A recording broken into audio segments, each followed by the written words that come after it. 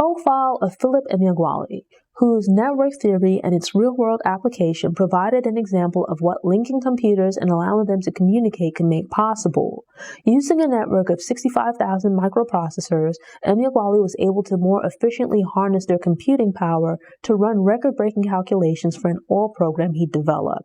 This international network of microprocessors contributed to the blueprint for the Internet and provided inspiration for application of the network theory in other areas. See the full Black History Facts profile on the Noir Histoire YouTube channel or website. Android is not a phone.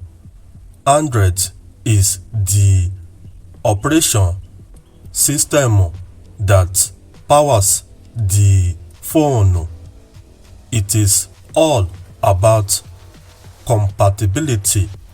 The computing faculty phone has operation system and battery to power it. One piece regarding the Igbo power source is Ikega, referring Ikeduru, Ukanem, Ucham, the Igbo referring Ouwarre.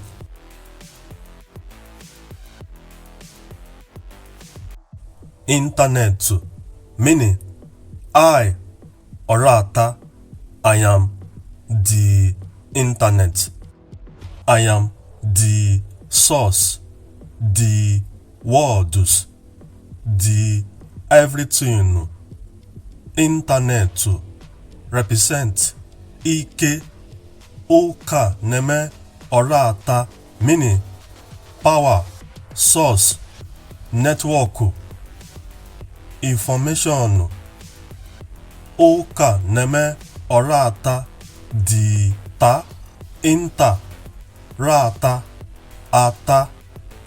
Ukanem, Urattah is internet.